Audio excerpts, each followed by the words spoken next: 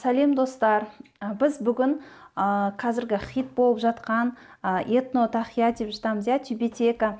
Осыны тігетін боламыз. Оны қалай тігу керек? Мен қолмен тігетін боламын. Өйткені барлық адамдарда бірдей машинка болмауы мүмкін. Сол кезде машинкасыз қалай тігемін деп жатқан кісілерге осылай машинкасыз тігудің мен жолын көрсеткелі жатырмын. Машинка болса, машинкамен де тігулеріңізге болады, бірақ машинкасы жоқ адамдарға да арналатын видео. Сонымен біз ең бірінші тахиямызды бастамас бұрын біз өлшемдерін алып алуымыз керек. Мұны мен қағазға уже өлшеп алдым. Менде қағазымдағы диаметрі 20, ал матаға түсірген кезде мына матаны мен алдын ала уже қиып өлшеп алдым.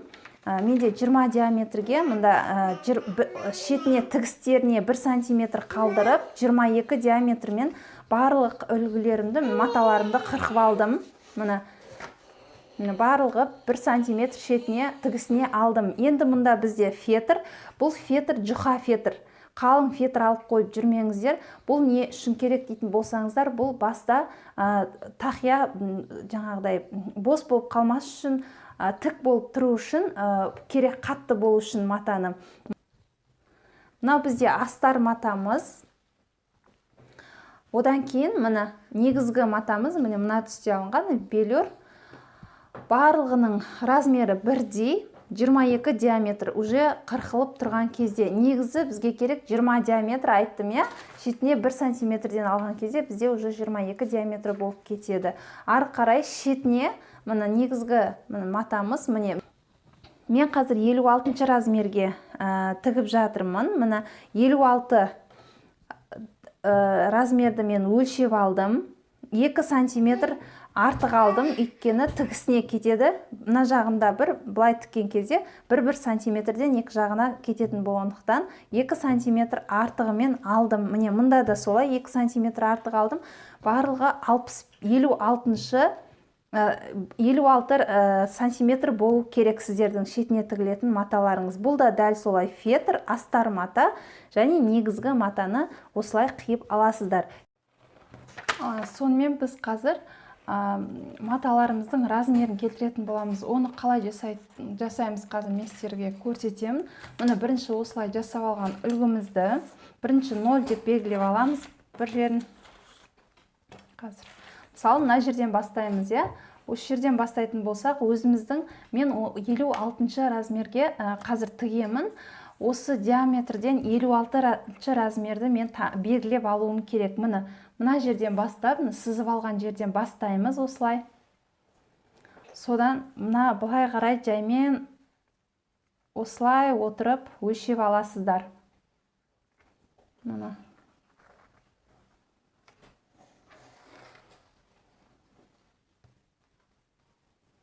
Өлшеп аласыздар осылай. Мына жер жылжып кетті. Осылай өлшеп барлығын мен уже өлшеп белгілеп қойдым. Сіздер асықпай отырып, мен барлығын бір келкі етіп, жылжып кетпейтіндей өлшеп аласыздар. Мына жерге келген кезде сіздің размеріңіз қай размерге сіз тоқып жатырсыз, сол жерге дейін әкелесіз. Мен 56 размерге дейін әкелдім. Мына жерді сызып алдым. Мен уже дайындап қойдым. Сіздер 56, 58, 60 болса мынандай қылдырып деген сияқты өзіңіздің керекті бас өлшеміңізді осы жерден өлшеп аласыз. Енді осы сызып алған екі сызықты былай біріктіреміз. Қараңыздар. Сонда бізде тахиямыздың төбесі шығады. Осылай тахиямыздың төбесін дайындап аламыз. Дәл осыны матаға да келтіріп сызып аламыз. Менде фетр матасы. Қазір фетрімді бетіне дұрыстап қойып аламын. Шетіне 1 сантиметрде қалдырып. Одан кейін керекті ортасын белгілеп аламыз. Міндетті түрде. Сөйтемізде. Осы ортасындағы біздің белгілеп қойған сызығымыз бенен мына жердегі белгілеп қойған сызығымызды біріктіреміз. Сөйтемізде осы екі сызықты бұлай біріктіріп тігіп тастайсыздар. міне осы сызықтың бойымен жасаңыздар. Себебі олай жасамаған жағдайда сіздердің тақияларыңыз дұрыс шықпай қалады. Размерлері өлшеп алған барлық өлшемдеріңізбен бірдей келмей қалады, сондықтан барлығы бірдей болған дұрыс. Осы сызып алған бойынша қазір қолмен мен тігіп шығамын, астынан тігіп шығамын. Мынау осылай қала беруге де болады, не болмаса тігіп болғаннан кейін қырқып тастасаңыздар да болады, ол өз еркілеріңізде. Ары қарай мен мына маталарымды да солай ішкі жағынан, яғни теріс жақ бетінен сызып алдым. Оны да қазір солай тігемін. Мына матаны да теріс жақ бетінен сызып дайындап қойдым. Қазір осының барлығын тігіп шығатын боламын. Қазір мен уже жібімді алдым. Егер машинкамен болса, дәл осыны машинканың көмегімен тігесіздер. Мен машинка жоқ жағдайда қалай тігеміз деген қыздарға арнап осылай видео түсіріп жатырмын. Сондықтан да мен қолмен түсіремін. Мына тура сызықтың бойына келтіріп аласыздар.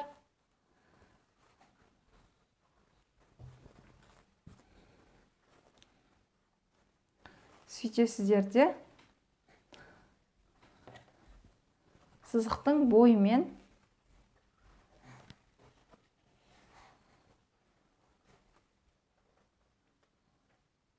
тігіп шығасыздар.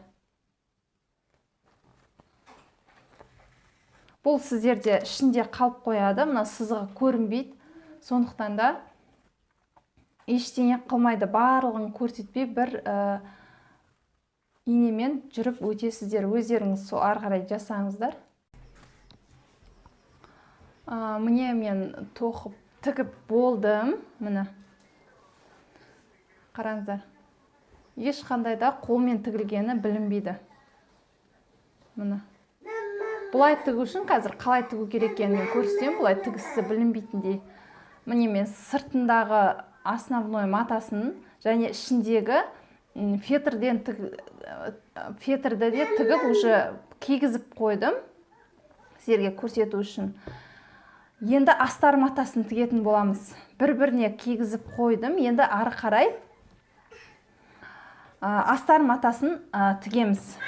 Міне машинканың, сіздерде машинка жоқ, қолмен тігесіздер, бірақ қолмен тігіс жалпы білініп қалады, иә. Сол білінбес үшін сіздерге қазір қалай тігу керек, соны көрсететін боламын. Ол үшін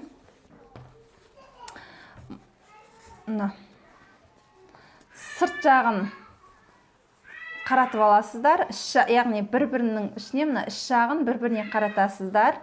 Сөйтесіздер де біз мына жақта біріктіріп тігіп алған жерімізге мына ұшын әкеліп жарты 1 сантиметрде қалдырасыздар. Мына ол тігіске қазір мына жерін тігеміз ғой, сол кезде керек болады. Енді ары қарай біз машинканың орнына қолмен машинка сияқты қылып тігетін боламыз. Қараңыздар. Мына жерде 1 сантиметрде қалдырамыз. Міне бірінші осылай жүріп өтеміз. Содан кейін егер біз бұлай қарай тігіп, бұлай тігіп кете беретін болсақ, онда бізде мына жақта ашылып қалады. Сол ашылып қалмас үшін сіздер бұлай тігіңіздер. Мүмкін білулеріңізде, мүмкін білмейтіндеріңіз болса, көріңіздер. Білмейтіндерге әрине айтып жатырмын. Ары қарай міне біз бұлай мына жерде көрініп тұр ма? Міне мына жерге келіп бұлай тігіп алдым. Енді біз арт жағына мына жерден емес, мен мына жерден бастап тігем. Осылай тігетін болсаңыздар, міне бір алып алам, одан кейін мен мына жерден емес, мына артынан, яғни мына жіп тұрған, мына жіп тұрға осының артынан әкелем. Машинканың тігісі сияқты болып, сол кезде бізде солай болып түседі. Міне каждый раз осының артынан алам.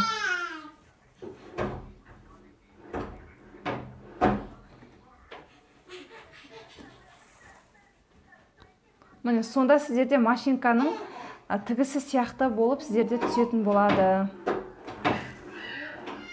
Жай ғана егер бұлай тігетін болсаңыздар, міне мына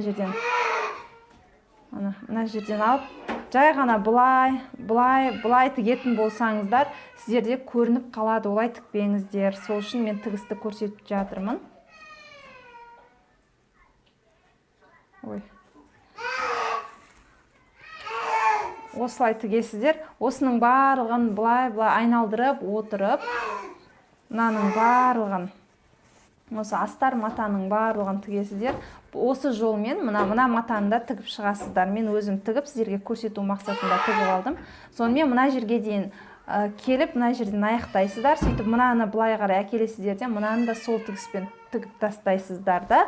Мынаны осы теріс қараған күйінде мұнда кигізесіздер. Мен ары қарай мынаны тігіп болғаннан кейін сіздерге қалай ары қарай тігу керек екенін көрсететін боламын.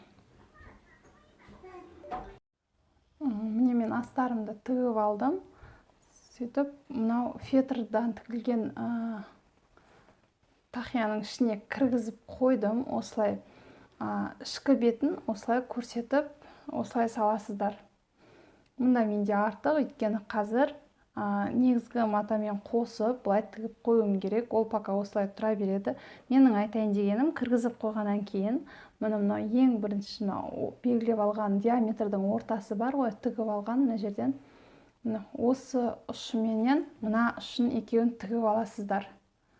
Ол шапкамыз жылжып кетпес үшін, астары шығып кетпес үшін, осы жерден мен бір тігіс тігіп алдым. Енді ары қарай мына тұрған тігістер бар ғой, мына тігістер, осы тігіс арқылы тоже бір тігіспен жүріп өтеміз, өйткені шапкамыз қозғалып жылжып кетпес үшін астары. Енді оған мен қазір жіп қолдансам көрініп қалайын деп тұр. Сол үшін мен мынандай леска қолданайын деп отырмын. Мына жұқа, бұл 0,1 ма сондай миллиметр сияқты. Ой. Мен ол үшін осындай бір леска қолданайын деп отырмын. Өте жұқа, бұның размерін мен білмеймін. Мұнда қарасам жазылмапты размері. Өте жұқа леска көрінбейді. Бұл жаңағы моншақ тіккен кезде мен үнемі қолданамын. Тоқымаларда, тюрбандар тіккен кезде мен осыны қолданатын болғандықтан алып қойғанмын. Егер жоқ болса, кәдімгі ақ машинка жіппен тоқи берсеңіздер болады. Мен просто көрінбесін деген мақсатта мен осы лескамен тігетін боламын. Бұл уже мен осылай инеге сабақтап уже алдым. Енді осымен қазір бір тігіспен осы мынау сіздерге көрініп тұр ма, мынау ішіндегі тігістерді айналып өтіп тігіп шығамын. Содан кейін барып менің мынау основной тігіп алған мынау белюрден тіккен матамды сыртынан кигізіп ары қарай тігетін боламын. Қазір бірінші мынаны тігіп аламыз. Сіздерде осылай бір жүріп өтсеңіздер болады, өйткені шапка айналып кетуі мүмкін. Былай тұрғаннан кейін ол сыртына қаптаймыз, сол киілген кездерде жылжып әдемі көрінбей қалады. Сондықтан да осылай бір тігіспен тігіп аламыз өзіміз. Міне мен айналдырып тігіп алдым. Енді бұл қозғалмайды, осылай тұрады сыртынан. Енді біз мынау негізгі матамызды кигізетін боламыз.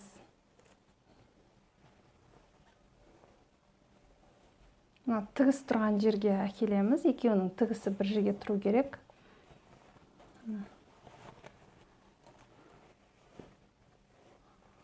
Осылай кигізіп аламыз. Мына тігіспен мына тігісі екеуі келу керек бір жерге. Сосын дұрыстап диаметрі үсті барлығы бірдей келу керек, дұрыстап аласыздар.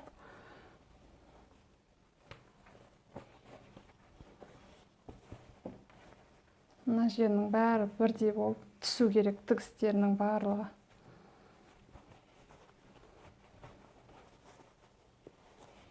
Бір жерінде үлкен, бір жерінде кіші болып қалмасын. Осылай дөңгелетіп отырып тегістеп алыңыздар. Тігісі бір-біріне түсіп тұрған кезде ғана әдемі көрінетін болады. Міне,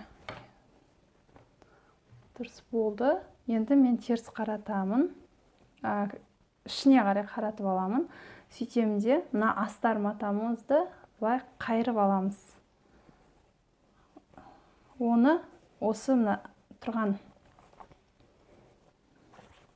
основной матамызды былай жиырып аламыз да, осыған қарай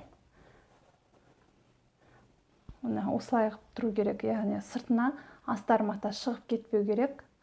Осылай барлығын өйстіп қайырып аласыздар. Бірдей қылып сөйтіп тігесіздер мұны. Оны да жаңағыдай тігіп шықсаңыздар болады, не болмаса машинканың көмегімен, егер машинкаңыз болса, бір тігіспен машинканың көмегімен тігесіздер, ал егер машинка болмаса, ішінен жаңағы мен айтқандай осындай лескамен тігіп тастасаңыздар да болады. Болмаса ақ сіздердің жаңағы маталарыңыздың түсіне байланысты білдірмей кішкентай көзді инемен тігіп, айналдырып тігіп тастайсыздар. Мына астар матаңыз мынамен бірдей қылып былай тігіп қоймаңыздар, міне осылай қылып. Ондай болған жағдайда басқа киген кезде міне былай көрініп қалады. Сондықтан да оны осылай қылып алып барып тігіңіздер. Осылай тұратын болсын. Бір 0,5 миллиметрде қалдырасыздар. Или 1 сантиметрде қалдыруға да болады. Егер маталарыңызды үлкен қылып алсаңыздар, осылай 1 сантиметрде қалдырып, ары қарай барлығын осылай айналдырып отырып тігіп аласыздар. Қане өзіміз тігіп алайық, содан кейін шапкаға жаңағы украшениелерін тігетін боламыз. Міне мен тігіп болдым.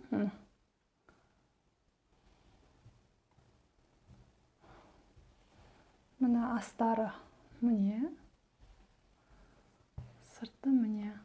Қолмен тігілгенге ұқсамайды. Машинкамен тігілгеннен гөрі осылай қолмен тігілген жалпы кішкене качественный болады. Өйткені қолмен тіккен кезде әр деталін мән беріп тігесің. Сондықтан да осылай қолмен тіксеңіздер де болады. Мен тігістері ешқандай да білінбейді. Астары да дәл сондай. Енді бұны біз қазір мен манекенге кигізіп көрейін. Сіздерге.